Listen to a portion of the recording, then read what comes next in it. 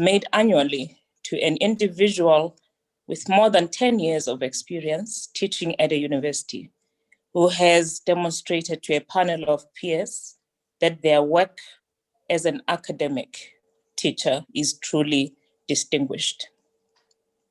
The award is meant to recognize and celebrate excellence, innovation, and dedication in and to teaching. The 2019 Distinguished Senior Teaching Award was presented to Mr. Mr Upfold of the Department of Information Systems in the Faculty of Commerce. Mr. Upfold's career started in 1986 at the Wits Technikon after completing his national service. In September 1995, at the age of 33, he took a decision to move away from Johannesburg when he got an opportunity to pursue a career in a small but safe, well-functioning town at the time, Grahamstown, and our university, Rhodes University. Prior to joining academia, Mr. Upfold also worked in industry, where he gained 10 years of invaluable experience.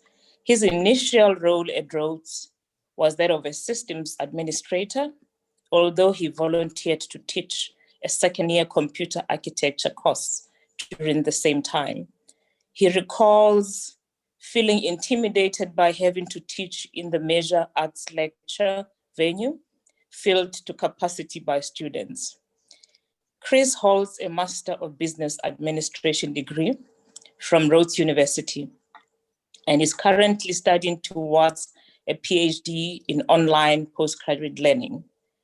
His full-time teaching began in 2003 when he accepted the position of Senior Instructor, and he was later promoted to lecturer, then Senior Lecturer, a position that he still holds today.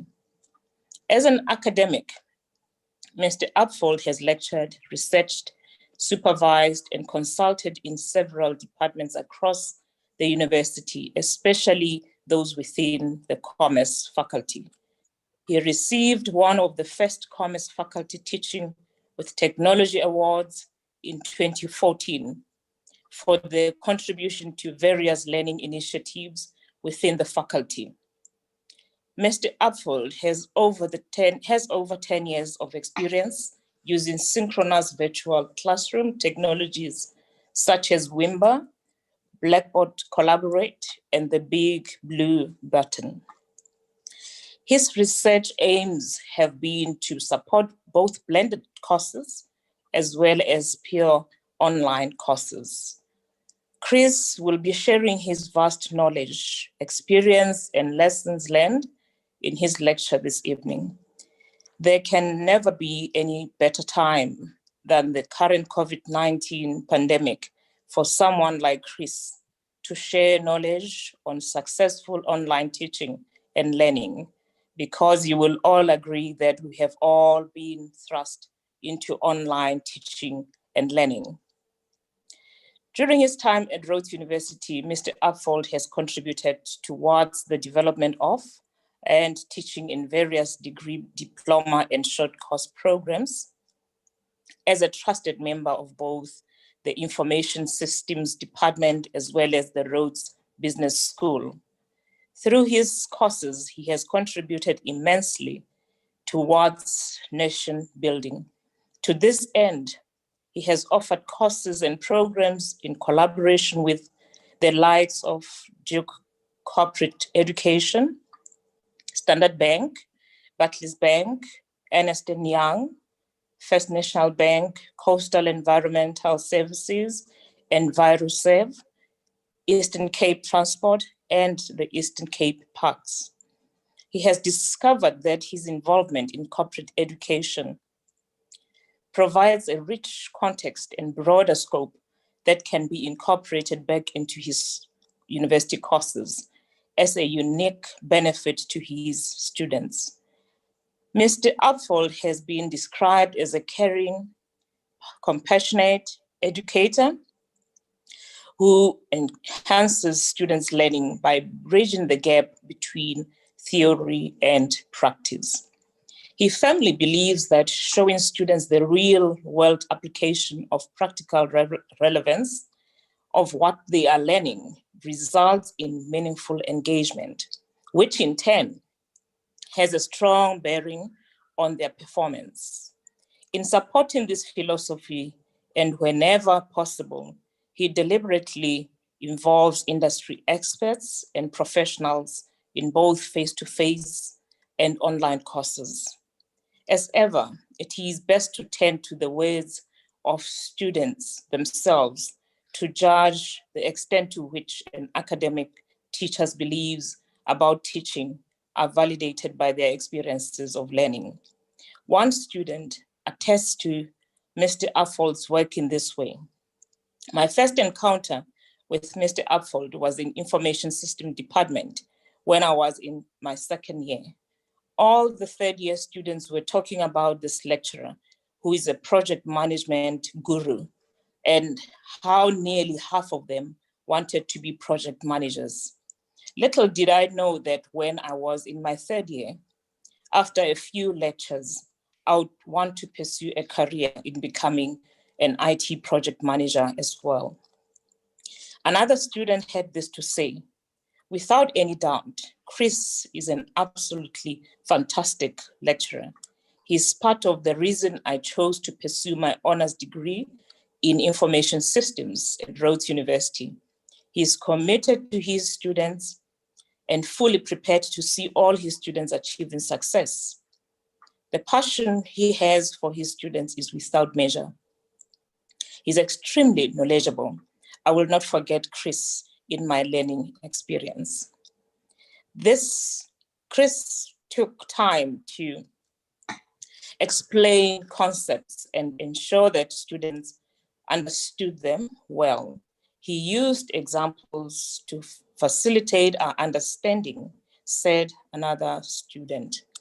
Today, we are acknowledging someone who has served Rhodes University with distinction for more than 25 years, someone whose contribution has gone a long way in making this university lead the way in making flexible and collaborative learning methods more relevant and meaningful to the students we serve, wherever they may be. Ladies and gentlemen, it is my honor and privilege to invite Mr. Christopher Upfold to present his distinguished senior teaching award lecture titled Online Postgraduate Learning, A Journey of Discovery. Over to you, Chris. Well, thank you, Dr. Manapula Mabusela. Those are very, very kind and generous words. Thank you so much. Good evening to everyone, the dignitaries, Dr. Mabusela, to my colleagues, my family, and my friends who hopefully are listening to this evening. And thank you very much to the adjudication team for this very special honor. Throughout my career at Rhodes University, I've witnessed many well-deserved distinguished teachers walk across the stage at graduation. Who could ever forget the standing ovation that Joyce Siri received in 2019? Receiving this award means a whole lot to me, so thank you so much. I really must thank my colleagues in the IS department, Lydia Palmer, who originally nominated me, and then Greg Foster, who drove the process as head of department, and Stephen Flowerday. And as you will see, that spans quite a while. I was actually nominated more than once, and it seemed to take me forever to get my teaching portfolio completed. And thanks to Churtle insisting that I did it and got it done properly, I eventually was able to get through that hurdle. So thank you. So I envisaged delivering this lecture in the Eden Blue lecture venue this evening. And in fact, we had a date planned early in the year. How our plans have unraveled in so many ways this year. But I guess given the topic I've chosen for my presentation this evening, this online environment is at least appropriate. And besides, I guess if I sneeze or cough, I will not have to face people diving for cover, and that's probably a good thing. So as I get my presentation, I'm just going to get my screen share up and running.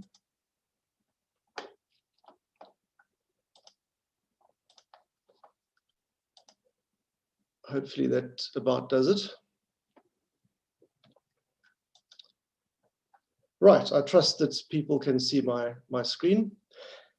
The title of this evening then is, my presentation this evening is Online Postgraduate Learning, a Journey of Discovery. And so this evening, I'm going to be talking about a couple of years of experimentation I've been doing. I've had a lot of fun actually experimenting with my teaching and learning.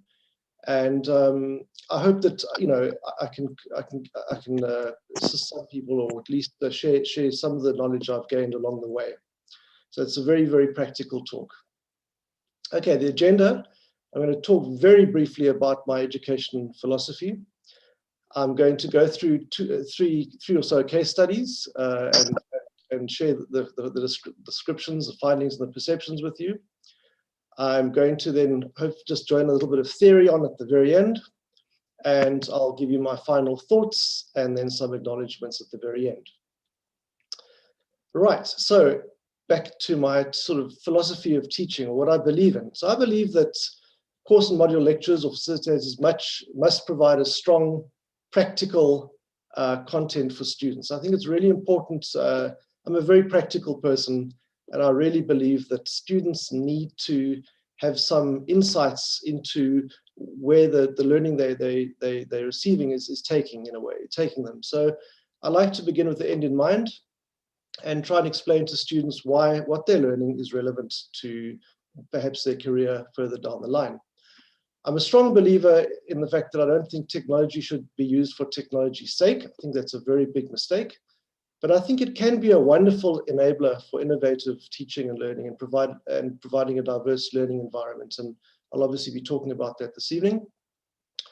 I think creating an innovative teaching or facilitation environment increases student engagement. And I really believe that as well. I think that the more innovative we are and the more creative we are in the way we teach, the more our students respond, or certainly that's been my experience. And the engagement goes up. And when the engagement goes up with students, I believe that so do their results and their learning.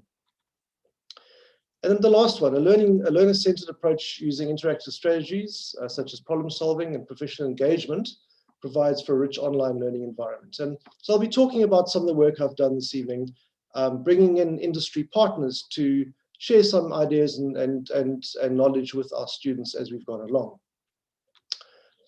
So let me just, I've got this screen in front of me. I'm just moving the screen out the way. Okay, so my journey started back in 2008. I'm not going to harp on 2008, but in 2008, Rhodes University received some funding from the South African-Norway Tertiary Education Development Fund. And that was to so that computer science lecturers at Rhodes could lecture students at the University of Namibia. And the idea was that the lecturers could lecture from Grahamstown. The students would obviously receive the lectures in Namibia. And so I coordinated a project to identify some tools and technologies that would enable that to take place. Wasn't entirely a great success, and that's probably a long story. The program was a fantastic success, but some of the technology was quite tricky at that time. So my story really going to start in case study 1, 2013, and it was this one. It was a module that I ran for our honors class. It was an elective module in 2013, and the module was titled Virtual Collaboration. Our advisor, we have a very strong advisory board in the Information Systems Department, and they give us a lot of assistance and a lot of advice. Sometimes we take it, sometimes we elect not to, but they certainly, you know, contribute quite richly in when we talk about curriculum, and we have curriculum workshops and so on. And in one of our workshops in 2012, some of the members said to me and said to us, it would be really useful if your students had some idea of actually collaborating virtually. A lot of software development now is being outsourced to China, to India, and students are going to have to be comfortable working and collaborating and understanding people within a virtual environment. In addition, they said that your students will need to have some insights into continuous learning, which is probably going to be online for a lot of them. And so if you could put a module together that would sort of cover some of those topics, it would probably be quite useful. So the 2013 virtual collaboration module was born, and that was the motivation behind it, focusing on virtual business and e-learning. We had 22 students sign up for that, so it was quite a large number of our honors class that year, considering it was an elective, and I was very happy about that. In terms of how I decided to run the course, we, with some wonderful support from our technical team, Billy Morgan and Chris Morley and so on, where I was able to procure some headphones and some webcams, and we made those available to the students. I had to fit into the standard honours timetable, so it was the course was run over 2 weeks, 2 hours per day, and I decided to split up the course 50-50. So 50% was going to be in a physical venue, face-to-face, Barrett 3 to be precise, and 50% was actually using a virtual classroom technology made available to me thanks to Churtle. I arranged a pre-module launch, as I typically do with most of my courses, just to set the scene with the students and so they'd understand what the course mainly was about, and also to try and sell them on the idea that it would be quite an exciting experience working partly in a virtual environment. I put together quite a lot of detailed schedules and artifacts, and that's a feature of our department going back a long time. Ever since I joined the department, we've always had good knowledge area documents and assessment rubrics and outcomes and things. And so I did what we always do in terms of that to give some structure.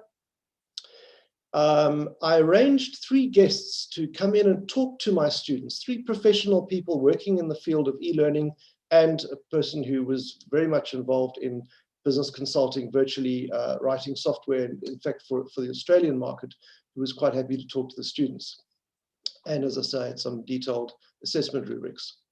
Technical infrastructure, well, what else, but why not just use the good old Ori Connected or Moodle? And so obviously all the course material and all the content and stuff was posted, as it always is, on Ori Connected. And I had access to a tool called Blackboard Collaborate, which is a virtual classroom tool that Churtle had subscribed to for the use of Rhodes academics.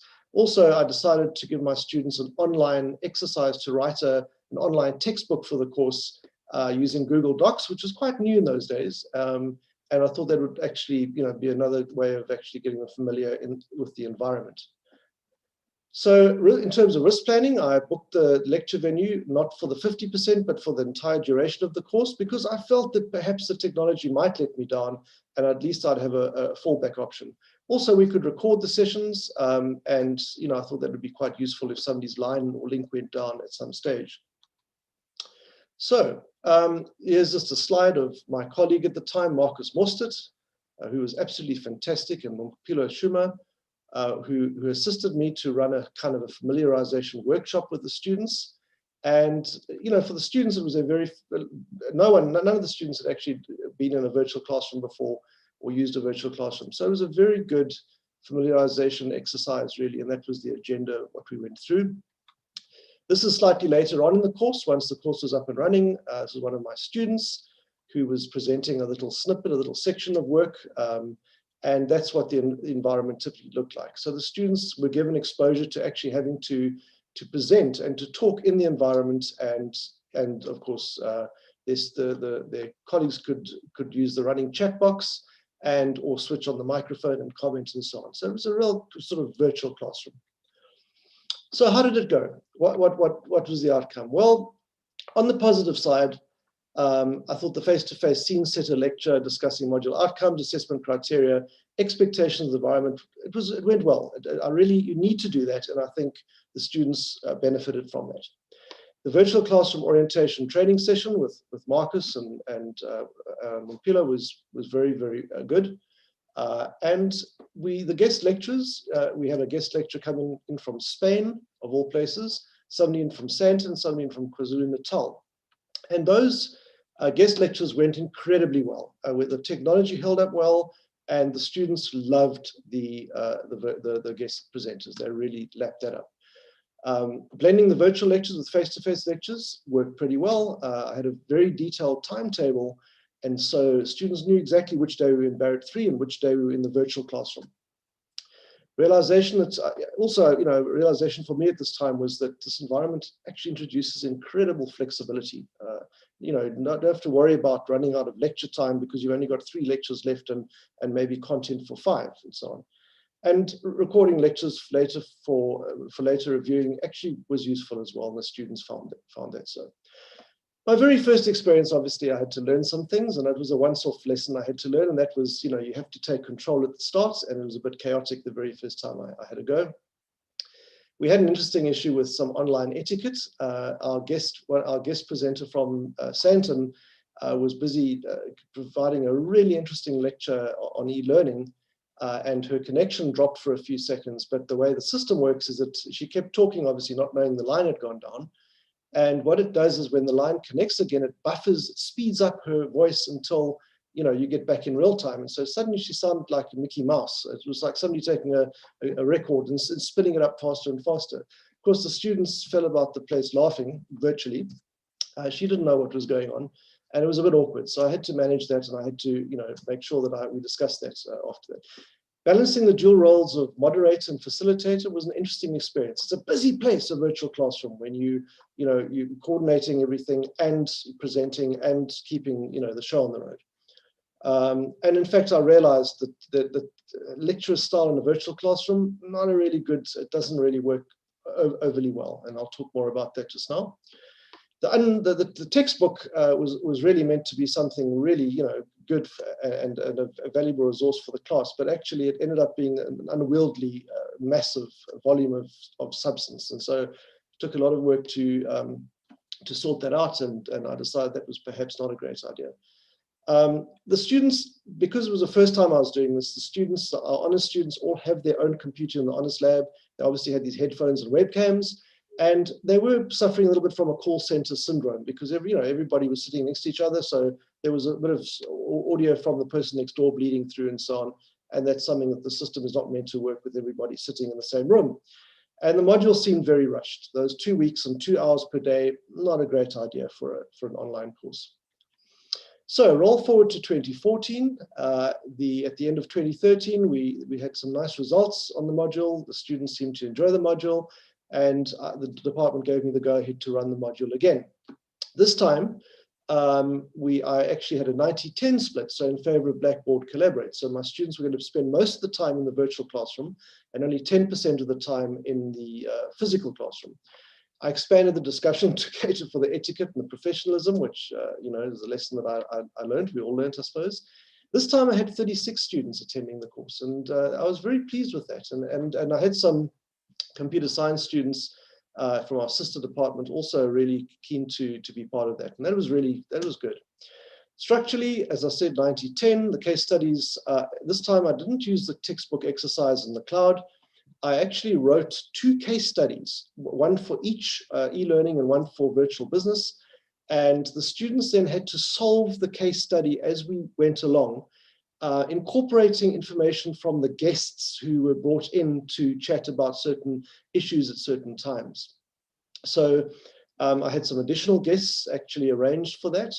I also tried to incentivize students for actually engaging, because I noticed that some students were engaging really well and others were very quiet, And I guess when I thought back on it, I thought, well, when I walk into the Eden Blue to lecture my third year class, I have some students who engage with me and some students who'd rather sit quietly and listen. So I guess, it is what it is. Students were encouraged to connect. This time around, the students were encouraged to connect in from their digs or their residence to maybe mitigate a little bit of the call center syndrome. And it was interesting. I had students coming to me and saying, are you sure it's all right that we connect in from our digs or from our res? Are we not going to be marked absent? And there was this nervousness about actually not having to go to a physical venue. I also introduced a little bit of gamification, which I thought also might incentivize students to have some fun and to engage a little bit more. So how did it go? The expanded session I thought went really well, and it was the additional content on addressing professionalism. And I showed them some videos of people adjusting underwear just during a virtual meeting. There's a lot of quite comical stuff on the web about using webcams and being caught out. And so I brought in a little bit of extra information just to make sure that people understood the need for professionals, especially if there are guests connecting in from overseas to come and talk to the students. The expanded guest lecture involvement, I thought that was really fantastic and the students loved it. They lapped that up. The 90-10 split worked really well. In fact, ironically, on one of the days we went to Barrett 3 to run a face-to-face session, and the PC in the venue wouldn't boot up.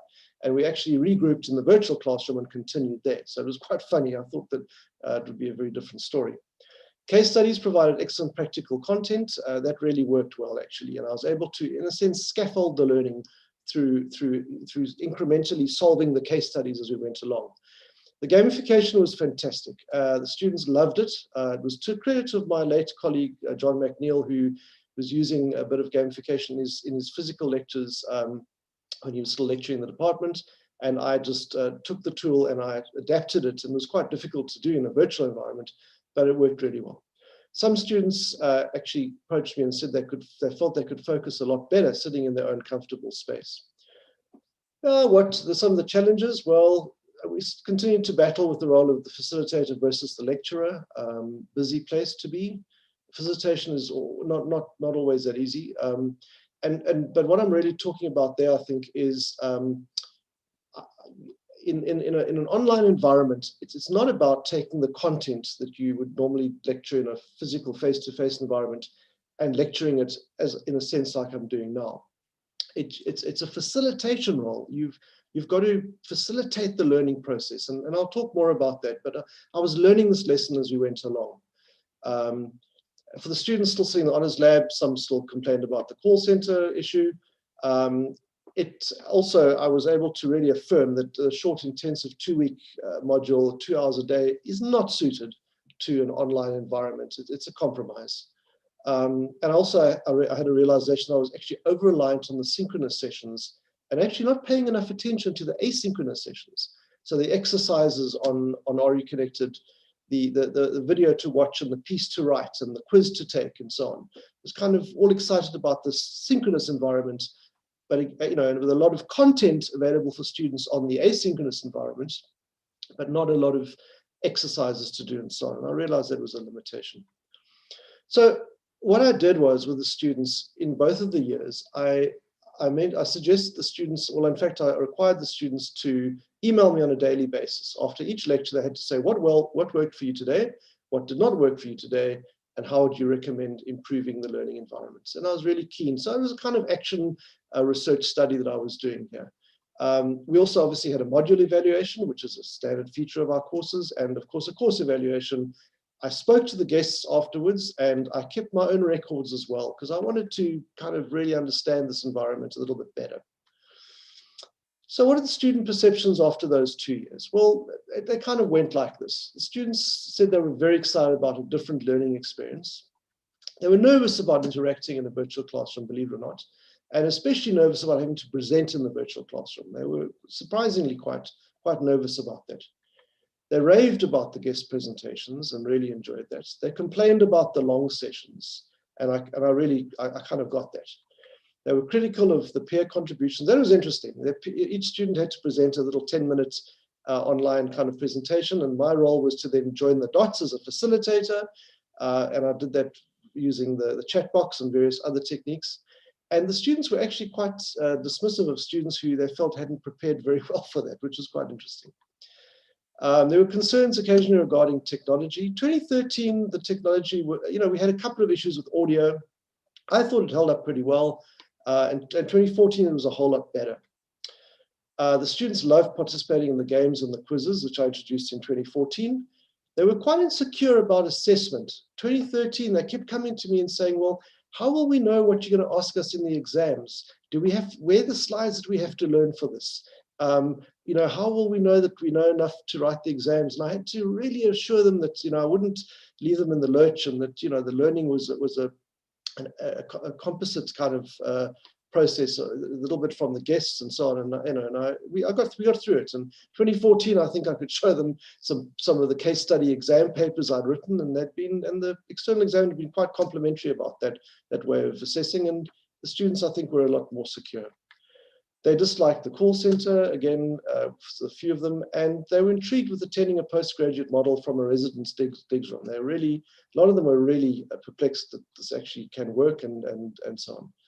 And also they felt the module had been beneficial, and a few were ecstatic about the experience. One student came to me and said it was the best experience she'd had, best module she'd attended in her time at Rhodes University. Of course, I hung on to that very, very much so. Okay, facilitator perceptions. My perceptions, and in fact, that's one of our guests on the right-hand side, Terence Naidu, the executive from BSG, in fact. I realized that preparation is key. There's a lot of preparation that goes into arranging a proper online course and doing it properly in terms of scheduling, arranging guests. You know, we really have to do a lot of upfront preparation.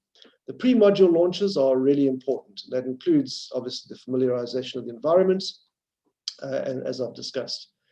The flexibility is quite liberating, and it really does kind of change your mindset about you know, lecturing students and being quite flexible about it.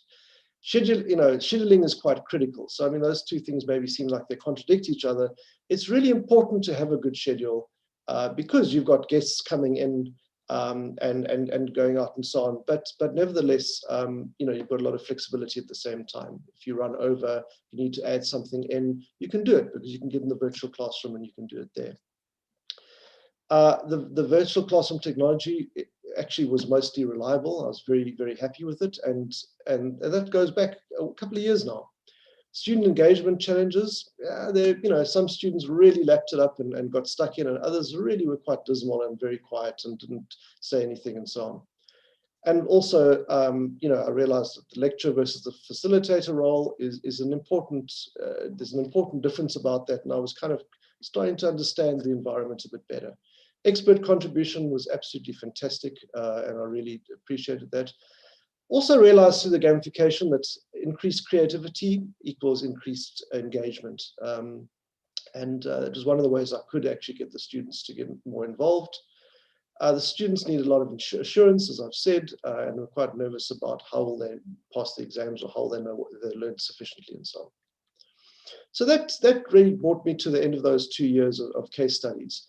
The third case study I'm going to talk about, and the next last case study I'll talk about, was a case study that for a very different student group. And so my good friend and colleague, Kevin Rafferty, approached me. I think I'd been bending his ear all about these fantastic experiences that I've been doing in the online space and for the students in the IS department.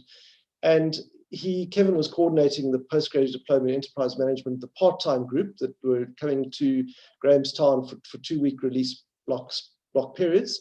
And Kevin said to me, well, how about us putting together a module that we've identified that these students need to have? Let's do that online and let's see how that goes. And so, of course, I was very keen to be involved in that. And that's what we did. So the idea was that these are postgraduate enterprise management part-time students. A lot of them are working in the public sector, in government, and so on. And a lot of them are working in the consulting field or working with consultants. And so the course was identified as a really useful course to present with these students. And in fact, it was structured we talked about business consulting per se, with consulting frameworks, consulting tools. The second part was knowledge management. And the third was communicating, which eventually became communicating as a professional ethical consultant. Student cohort for that group was 17 students. And the structure looked like this. We were fortunate to have the students in a block release prior to this module starting, before they went home, before this module started. So I was able to run an orientation session with Kevin and to kind of get them aware of what they would need to be familiar with in this environment. The schedule was 2.5 weeks. We agreed on a 5 p.m. to 6:30 p.m. Monday evening session. That was when we're going to run the synchronous sessions. And everything was going to be online except for that familiarization orientation session at the end of their previous block. I had detailed artifacts and schedules and things because I thought that was really important because the students wouldn't be in town at all. We had 2 synchronous sessions per week and asynchronous sessions in between, and quite a lot of exercises and work for them to do and assignments to present as well. And I managed to get some guests to come in and talk to the students as well in that course. And I used some recorded material. I'll discuss that a little bit later. Technical infrastructure, well, of course, ORI Connected is the learning management system. And this time around, the SANREN had actually offered the universities in South Africa access to a tool called mconf. actually is a big blue button, but branded as mconf. And it was a free tool for universities to use on the high-speed Sanren backbone. It made sense for the universities to grab the opportunity. Churchill let the Blackboard Collaborate license expire. It was very expensive. And that was a tool that I used for this module. It's just a capture of two of my students and a typical chat box. Sorry, the resolution isn't all that good here. And that's one of the students presenting a little section that she was doing. And I would typically join the dots as we were going along in the chat box, or I'd switch on my microphone and discuss as we went along as well. Kevin also played a really important role during the sessions as well. So how did that go? Well, again, the face-to-face scene setter overview familiarization session worked really well and was absolutely critical for the remotely located students. Locally hosted virtual classroom worked very well. No surprises there. It was in South Africa on a high-speed backbone network, and I was very, very pleased with the big blue button, or the mconf as they branded it. The asynchronous activities complemented the interactive synchronous sessions well. So I was starting to come to terms with the idea that actually there's a lot of work that has to happen in between the synchronous sessions, and I was starting to get that right, I felt. The evening sessions accommodated students with daily work commitments, and the students really appreciated that. There was no requirement for us to do that. Signing up for the course actually, did not guarantee that the sessions would be in the evenings, but we decided to try that out. The students were phenomenal with the guest presenters. They really engaged well with them. They had a lot of work context to share, and their assignments reflected really good reflection on the topics that we covered in the course. So that was very rewarding. Some of the challenges, we had a couple of students that despite, so obviously we had the orientation session that I've explained. A week before the module started, I also set up 3 opportunities for students to meet me in the virtual classroom to make sure that everything was working from their homes, they could connect in, that everything worked properly. And there were 1 or 2 that just didn't ever bother, and then they were the ones that had some technical problems. So you get that. We had varied contribution and engagement as before, varied commitment, and a couple of funny situations. People forgetting their webcams were on despite that orientation session, and some funny things that came out of that I probably shouldn't mention. We had children demanding attention from their mothers or fathers as they had just arrived home to start the session, and so we had a couple of little children sitting in laps, but that was okay. We had an interesting situation where I became aware of one of my students there was a noise, it sounded like a speeding motor car, and I eventually stopped the process. What's going on? And he said, no, well, I left King Williamstown a little bit late. I'm doing 160 down the freeway towards East London where I live. I'll be home shortly, but I'm listening, I'm participating, I'm listening in the session. And of course, I said to that student, please switch off. I'm recording this, get home safely, and then connect in. It's absolutely fine. Another funny situation, I had Sanren were sending me quite rude emails because, of course, the facility for all the universities was meant for academic purposes. And I kept getting these rude messages saying, we've noticed that you're using this for commercial purposes. This is illegal. We'll cut you off. And I had to get hold of them and say, you were listening to 2 of my guests presenting to my students. If you are going to render these videos and listen in, please listen into the whole thing and you'll realize that actually this is a proper university course. I'm not using it for commercial purposes. The irony was, of course, at the end of that year, I was invited to a conference in Pretoria because I was the one academic in South Africa who had by far the most hours of usage of the mconf system. So it's, I guess, ended reasonably well. Student perceptions, well, students were again nervous about having to present in the environment, but they seemed to get used to that quite quickly. They preferred the chat box for continuous feedback, and that was interesting. That is another lesson I learned. The students are quite deliberate and quite active in terms of typing up comments and questions for the guests and so on as you're going along. They'd rather do that than switch a microphone on, put their hand up and so on as you can in the virtual environment. And actually, I kind of started getting comfortable with that. It worked. Most appreciated the structure. One of the students said to me it was way too structured. I left nothing to the imagination and I'd overdone the structure. The others were quite happy to have the amount of structure that I provided. I'll talk a little bit about that just now. All appreciated the guest presentations. Again, they really went down well. One student, all the students but one were happy with the setup on RE Connected. The one student said she couldn't find anything. When I went back in our records, it was the one student who actually hadn't attended the pre-module workshop, and so I was okay with that. All students said they would be happy to partake in another online module based on their experience with this one. And also they would happily recommend the module to the class that was going to succeed them in 2017. And I was quite happy with that as well. They were ecstatic about not having to commute to Makanda, and they thought that was quite amazing, actually. And most enjoyed the flexibility of the 5 p.m. startup. One student commented there was not sufficient time to get home. And one student was uncomfortable in the sense that she stayed at work until the session was completed, and then she had to leave in the dark, and she was a bit uncomfortable about that situation. Right, so facilitator perceptions, thorough module planning. Again, I can't emphasize it enough. Pre-module familiarization is really important, especially if you've got remote students who aren't even in Grahamstown. It's really important to combine asynchronous activities with synchronous activities. And in fact, you know, a successful online learning environment is not about the synchronous technology like the technology we're using tonight. I think that's an absolute differentiator, and I think that's I think that's what makes online learning so valuable and with so much potential right now. But it's equally important to have a really good set of learning exercises, learning artifacts, and learning material on an asynchronous environment, in an asynchronous environment, as it is to collaborate and to talk and to debate issues as we are right now. You must encourage, demand, and stimulate student engagement, and that can be challenging. Focused guest contributions are invaluable. I've made that point a few times, and again, I think it's an important part of module planning. You know, I never got turned down once. I've had a lot of guests now come into my online courses, and not one of those guests has turned me down. The minute I tell them they can actually sit at their desk in their office anywhere in the world and give a 30 to 45-minute presentation on a predefined topic, I've found everybody absolutely happy to participate that way.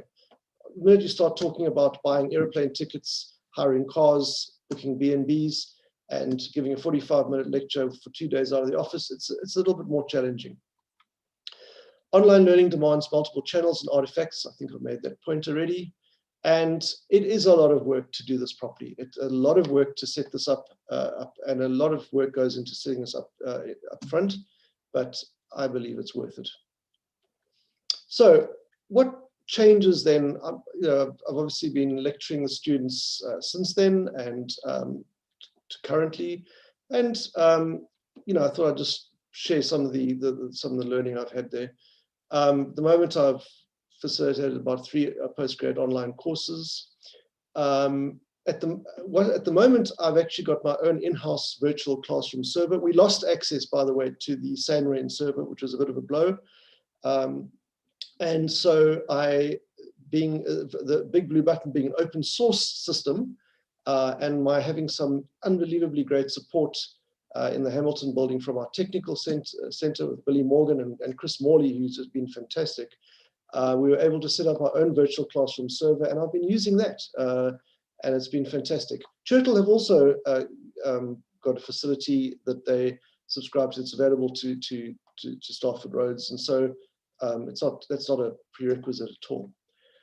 Blend of asynchronous and synchronous activities with diverse learning tasks. What I've come to realize as well, that certain students really benefit from live interaction, a debate, a discussion, listening to a guest. Other students learn really well from going and listening to a video, or listening to a video and writing a piece, doing an online quiz, reading a journal article, and so people do have different learning styles. And that was kind of a realization for me that actually, mixing things up as you can so richly in an online environment like this is really worthwhile from accommodating student learning, diverse learning needs.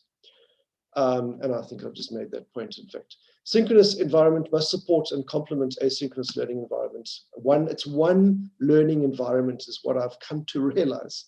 And that's really was an important realization for me. Module sessions must be spread out in an effective online learning environment. What we do now, what we've done more recently in the postgraduate diploma in enterprise management, Kevin and myself, is the course actually runs over 3 distinct sessions during the year. So there's a 2-week session in February, there's a 2-week session around about June, there's a 2-week session around about September, October. And so we managed to spread things out, give students time to read, to reflect, to think about things, and then of course to connect in as we're doing here and to debates, issues and so on. Guest input, another really interesting thing that I discovered. Setting up the course correctly and setting out a detailed schedule. On one of my courses, I had some of the guests saying to me, I know I've agreed to speak to your students on this date on that topic, but you know, I see you've got a different guest talking to your students on that day, and I think I've got something to contribute there as well. And so what I eventually started doing is setting up what I call a roundtable discussion. And so now I have 2 or 3 virtual guests connecting in with my students and myself, obviously. And the guests are given a couple of topics to discuss. The students are encouraged to debate things and discuss them with the guests. And we've had some incredibly rich roundtable discussions going on, besides the one-on-one guest kind of situation as well. And I've started developing a library of online lectures as well. Every single guest presentation I've had, I've asked the guests if they'd be comfortable with me recording it, obviously, first of all, and reusing the material in other courses and so on. And everybody's been totally happy about that, especially asking them up front. And so I've started actually developing a library of online lectures, and I've actually added a bit of text and audio and stuff as well. So I've had a lot of fun doing that sort of stuff. So obviously, it's not just a journey of discovery. Well, a journey of discovery is certainly some practical exercises, but there is some theory that also underpins what I'm talking about this evening. And I'm not going to go into a lot of detail. Time doesn't allow me to do that, but certainly I'm just going to touch on a couple of 3 theories, in fact. So the first one I think that's important is the technology, pedagogy and content knowledge framework, TPAC, which is commonly known. And it's really a framework that guides people who are teaching with technology, in a sense. It looks like this. And essentially what they do is, as I've said already, you have to consider, you talk about technological knowledge. It's the knowledge you obviously have about technologies like this or any other technologies you're using. Pedagogy, which of course talks to how we teach and how we best understand our students learn from the way we teach. And of course, the third one being content, what we teach, what we need to get across to students. And where the technology and the pedagogy intersect, that's called technological pedagogical knowledge. And again, that's, you know, what technology should we be using when we want to teach in a particular way. So if I'm teaching in a particular way, how does the technology support that? Technology content knowledge then talks to, if I'm using these technologies, how do they help me to get the content across that I want the students to get out of a course or a module? So how does the technology and the content marry up together? And of course, then pedagogical content knowledge is really saying, well, given this content that I'm teaching, leaving technology out for a second, what's the best pedagogy to use in order to get that across? And the idea with TPAC is where they all intersect, and that's what's called TPAC itself, is the intersection of all those things and doing those things correctly. And it's really a well harmonized, if you like, balanced system where you've considered what technologies you're using, how they help get the message across from a pedagogical perspective, a learning style perspective, and how does the content fit in with all of that. So the TPAC framework is a very complex framework. That's a very brief summary of it, but it's really important for this type of work, as you can imagine. I'm using technology. I'm thinking a lot about how to get the message across asynchronously or synchronously, and of course, it's the message itself. The second framework I'm going to touch on very briefly is the community of inquiry. The community of inquiry talks about, and this is really a good framework for online material. And really it's got three components. Again, talks about social presence. Social presence in an online environment is, how do students project themselves in a learning environment amongst each other. If you've got a situation where they need to project themselves with a guest or with the lecturer and so on, it's that level of, it's that confidence to present themselves socially. We then talk about cognitive presence. Cognitive, obviously, talking about how do the students construct meaning out of whatever we are teaching them. And where the cognitive and the social presence marry up together, we talk about a supporting discourse. It's an environment in which students feel comfortable being part of that, and it supports the learning from a constructing meaning perspective. Where the teaching presence and the social presence overlap, we talked about the setting climate, the climate in which we are teaching them. And the cognitive teaching presence is where we talk about selecting the appropriate content to support the cognitive learning. And so again, at the intersection of all those, we say if we're getting those things right and we've considered them correctly, we've got a worthwhile educational experience coming out of those three facets. How the student sees themselves socially, how they construct meaning from what is being done, and how the teacher actually designs and facilitates the learning process in order to achieve that properly. And again, a valuable framework to support that. The transactional distance theory is the last one I'm going to talk about. And that's equally interesting. Transactional distance theory really talks to the fact that if we are further away from students, so if we've got an online course and we're not going to be having a lot of dialogue with our students, then we need to actually establish quite a lot of structure to support them. And so, for people connecting up into a MOOC, or one of these online courses that doesn't have any richness of synchronous technologies and so on, there needs to be a lot of structure and a schedule and so on and so on. And we call that transactional distance. So the further you're away from the student and the less dialogue you have with the student, the greater the transactional distance that the students have to grapple with in order to understand what they need to do, what they need to submit, what the learning requires them to do, and so on. And we need to balance these things because on the other hand, if we have a lot of dialogue, and we use a lot of, say, synchronous technologies like this, then we can actually probably get away with, or we can use less structure because students can ask questions, they can clarify things, face-to-face, virtually, and so on. The other constraint is the more structure we have for students, the less the capacity for individualization. And that's a challenge. So that if we spoon feed the students, and you noticed my comment earlier on from some of the feedback from one of the students, he felt that I was spoon feeding the class a little bit too much. And the risk of doing that is that you take away the capacity for individualization. And individualization might be important because you want students to actually think about the learning. You don't want them to sit there and sort of be spoon-fed about everything. You want them to actually go away and contemplate what they've heard about and think about and do some learning exercises and be resourceful in a way. And so there's a balance of thinking about how much dialogue is useful, how much structure is useful, and how does that influence the capacity for individualization. How much individualization do I think is important, more or less, depending on the course and so on. So those are three important frameworks and theories that are really worth investigating if you are interested in looking into any of these. They're three really core theories, I believe, that support thinking about online learning. So as I sort of get towards concluding, I'm obviously biased, so take whatever I say with that in mind. But I do believe that online learning has come of age. I don't believe online learning is what a lot of people are put off about online learning, and that is it's that MOOC, massive open online course that you pay a couple of £100 for, and you get a login and you get access to some content, and you don't speak to anybody, and there's no way to get clarification or anything. And it's really not about a cheaper, second-rate, poor man's option, which is a perception of a lot of people out there. I've certainly seen that coming through in some of the research I've done and so on in certain communities.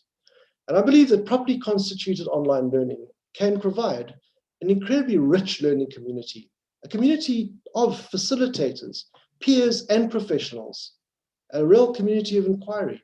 And that's not necessarily easy to do in your face-to-face lecture venue, actually. It's also an inclusive learning environment, offering a variety of learning artifacts. And so playing to, giving students time to go and think, do and think. So different learning styles is really important, I think, and it really does play to that. It really does support that, I believe. And a flexible environment is obviously less constrained by time and place, and I think I've illustrated that a couple of times.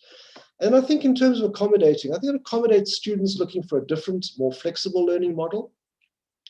And I think it also accommodates postgraduate students, which is my experience, looking for a flexible, context-based, in other words, collaborative learning experience, speaking to those industry professionals, perhaps listening to other academics in the field who are happy to contribute, and so on and so on. So I think far from online learning being the poor cousin, the second-rate option, I actually think properly constituted online learning, a system where there's proper online facilitation, there's asynchronous and synchronous artifacts and so on for students to work with, I think is really valuable, and I think it's coming of age.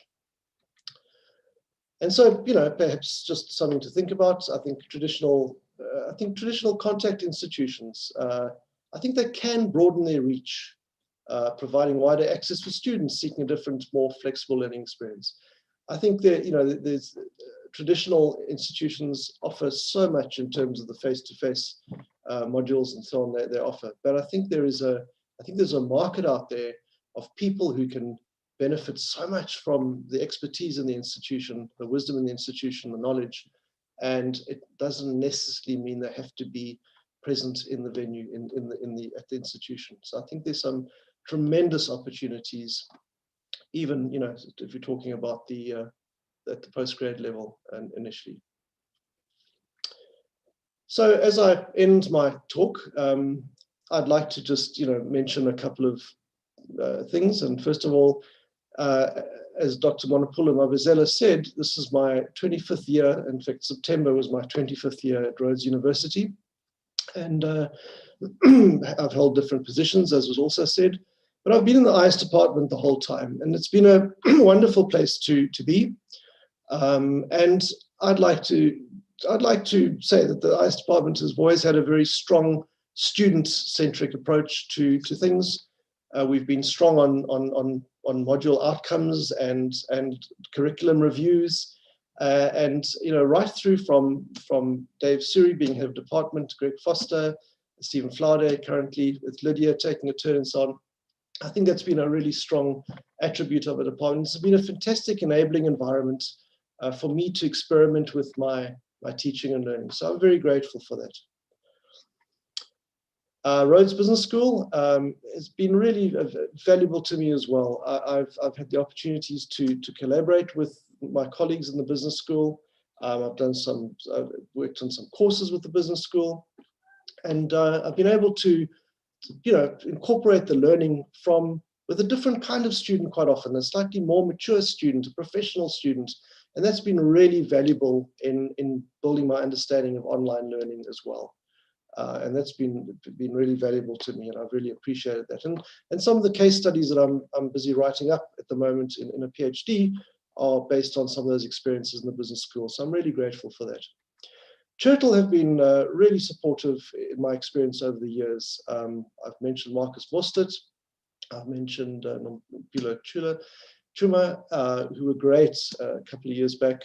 And I get really excited now with looking at the future and looking at the work that Nicola Pallett and Neil Cram are doing at the moment in online learning. I think they've had a hell of a year with the emergency of the need to get certain online learning activities and support the remote students. And I think they've done a tremendous job. And I'm really excited about the future with that sort of staffing.